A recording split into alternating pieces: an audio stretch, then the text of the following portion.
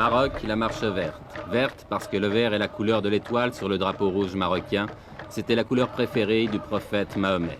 Et parce que cette marche est aussi une marche sainte.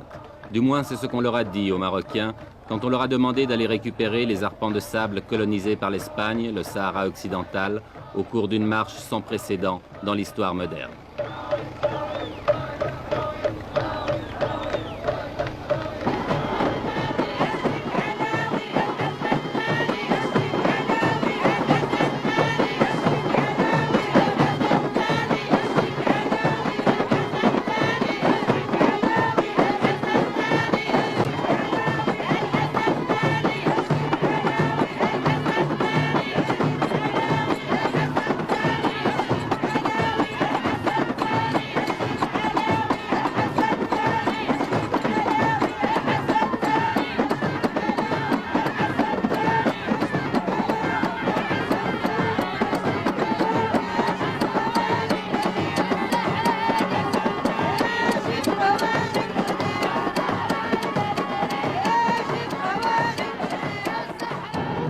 Un homme a eu l'idée de cette marche, à moins que quelqu'un la lui ait suggérée, une idée politiquement géniale, même si on peut la critiquer, et cet homme, le voici, il a 46 ans, c'est le roi du Maroc, Hassan II.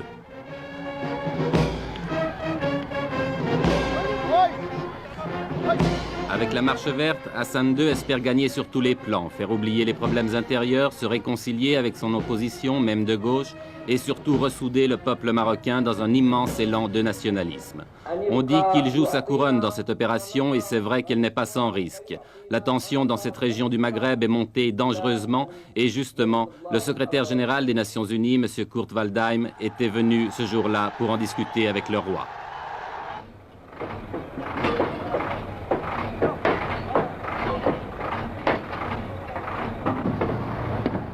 Mais au-delà des coulisses de la diplomatie, la marche verte a été lancée. L'armée et la police, l'administration civile contribuent à sa réalisation. C'est presque la totalité des moyens de transport du pays qui ont été mobilisés, trains, autocars et camions rassemblés à Marrakech, devenue la capitale du grand départ.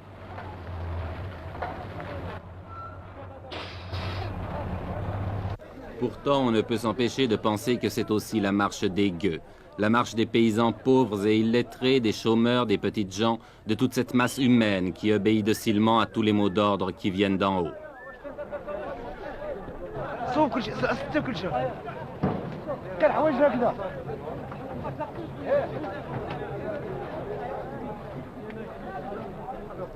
Le roi avait demandé 350 000 volontaires. Ils ont été presque le double à s'inscrire. Pour beaucoup, c'était l'occasion de faire pour la première fois de leur vie un grand voyage ou de voir la mer, bref, presque des vacances offertes et organisées par Sa Majesté.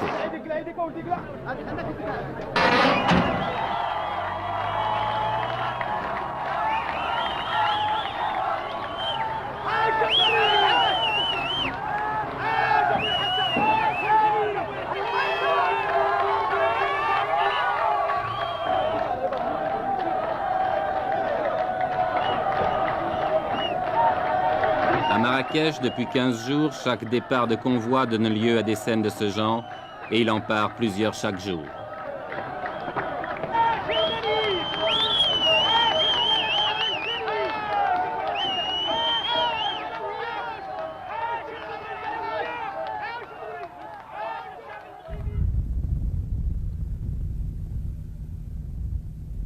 Ils sont partis de toutes les régions du pays, de toutes les provinces. Ceux qui venaient du nord ont parcouru plus de 2000 kilomètres, entassés par paquets de 50 sur chaque camion.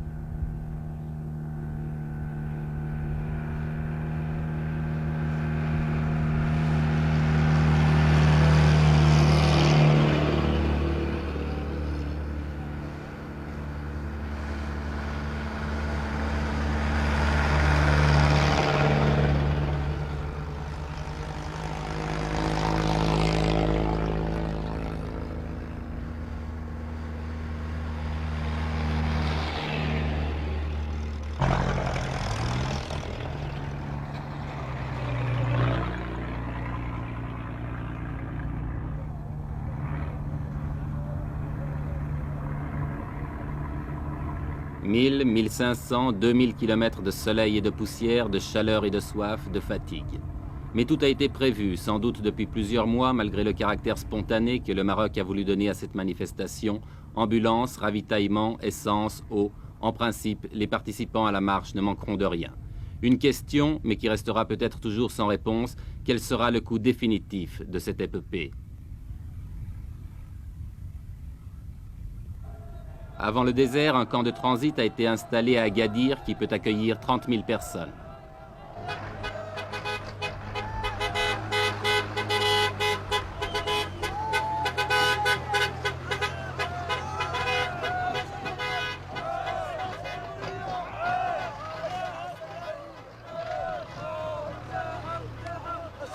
Vous venez d'où? De la province de Taza. C'est à combien de kilomètres d'ici? D'ici à peu près dans les 700 km. 700 à 800. Il y a combien de personnes qui sont venues de cette province? 10 000 personnes. 10 000. 10 000 personnes. Et maintenant, vous allez partir où? On va y aller, Inch'Allah, au Sahara. Au Sahara? Au Sahara. Jusqu'à Terfaya? On dépasse, Inch'Allah, le Terfaya. Vous allez passer la frontière aussi? Après le discours de Sa Majesté, on va, Inch'Allah, jusqu'à la capitale, Laayoune. Vous allez traverser Laayoune? Oui. Sahara Maghreb.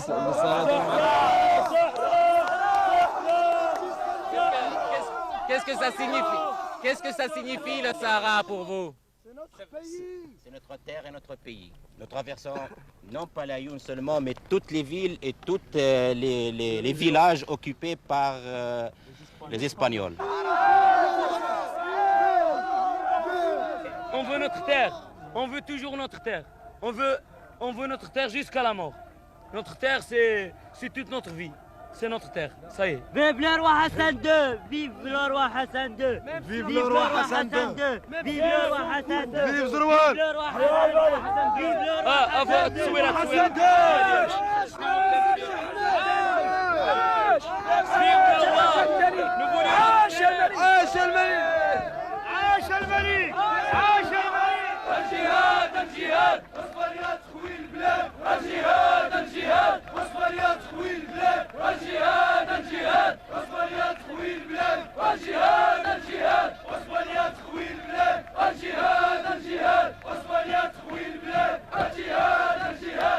Cela fait plus de 2 semaines maintenant que les premiers convois ont pris la route du Sud.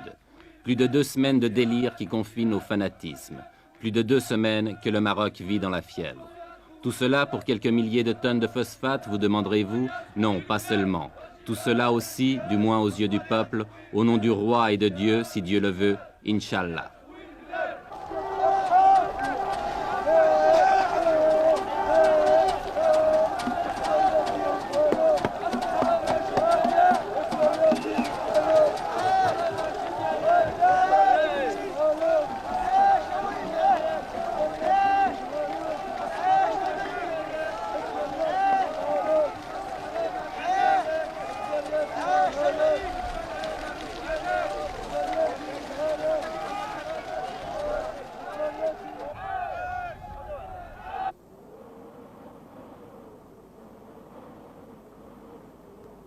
« 350 000 personnes lancées dans le désert, affrontant les vents de sable, reconnaissons que cela ne s'était jamais vu.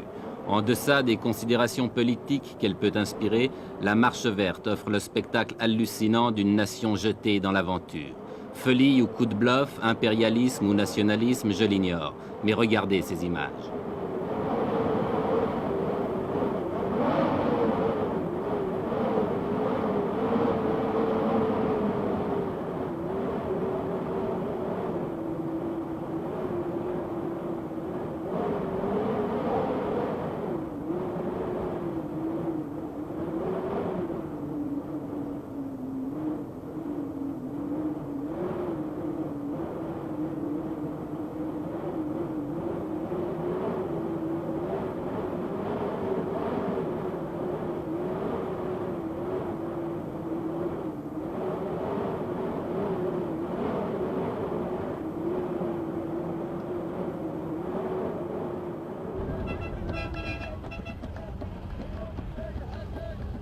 350 000 personnes dans le désert, cela signifie 10 000. Oui, vous avez bien compris, 10 000 camions. En une journée, ce sont 5 convois comme celui-ci que nous avons rencontré sur la route.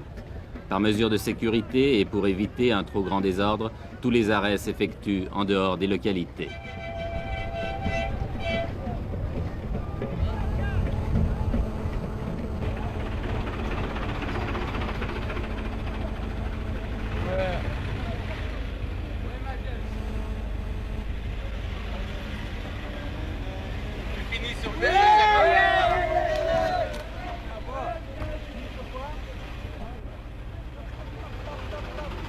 Chaque fois que nous dépassons un convoi, nous retrouvons la même atmosphère, une atmosphère de frénésie.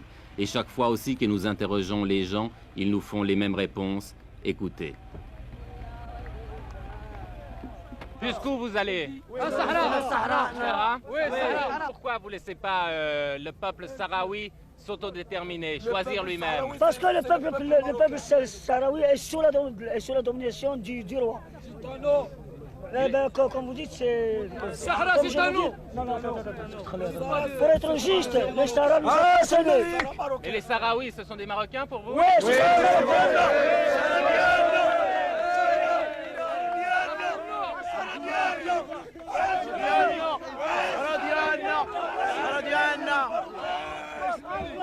حسن هو حسن ده الله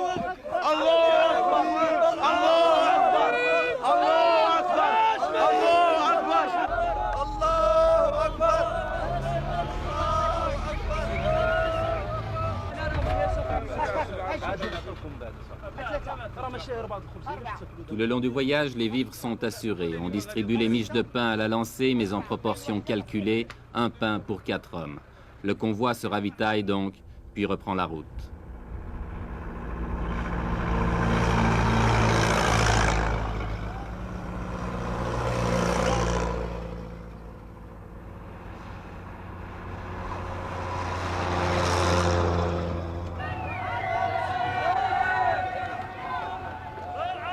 Oui, tout le Maroc vit à l'heure de la marche verte. Oui, c'est devenu une épopée nationale. Chaque traversée de ville en témoigne.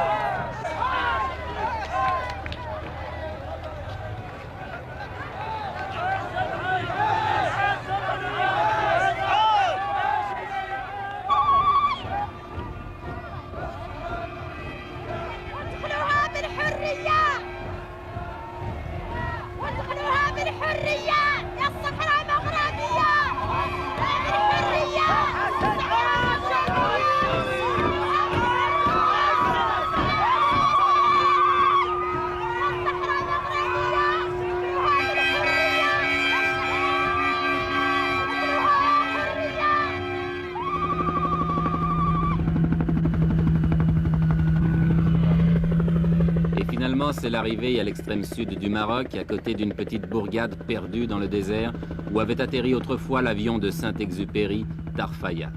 Tarfaya qui est maintenant devenu un gigantesque camp, dernière étape de la marche verte avant la traversée de la frontière qui délimite le Sahara espagnol.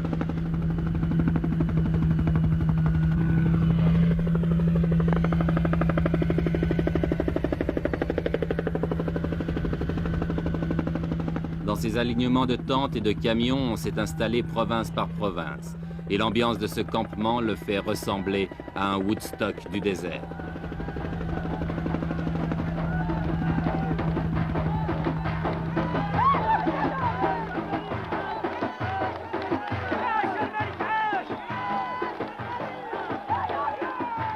Car c'est tous les jours la fête, organisée ou pas. Ici, c'est la fête parce que le Khaïd, le maire de Tarfaya, est venu rendre visite à ses innombrables voisins. Lui, qui vivait seul ou presque dans son bled oublié au fond des sables, que doit-il penser de ce fantastique rassemblement ?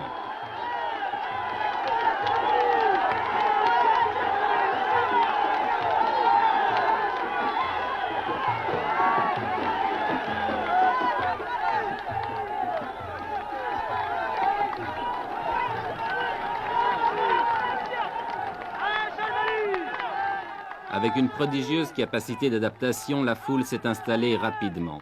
On a nettoyé le sol des cailloux pour en faire des clôtures, on a dressé des tentes de fortune, et il ne reste plus qu'à tuer le temps en attendant l'ordre du roi pour se remettre en marche vers les terres spoliées.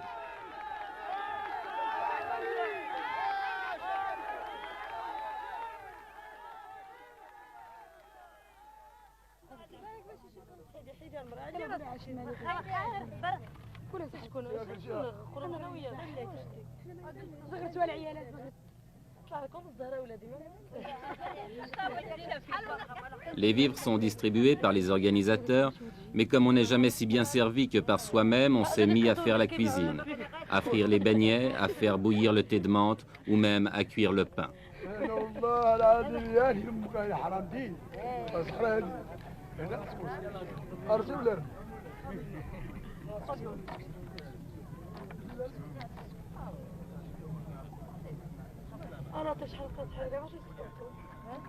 Ici et là, les 1001 petites occupations de la vie quotidienne.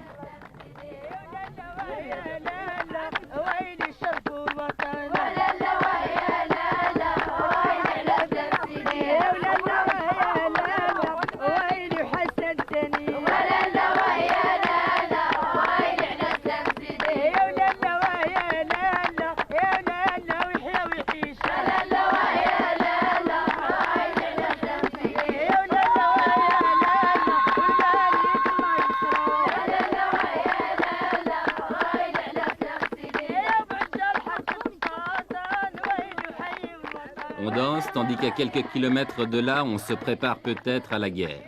L'Espagne, depuis le week-end dernier, a tout à coup durci sa position et ne semble plus du tout disposée à laisser pénétrer la marche verte sur son territoire. Que va-t-il se passer? Mais qui se pose ici ce genre de questions?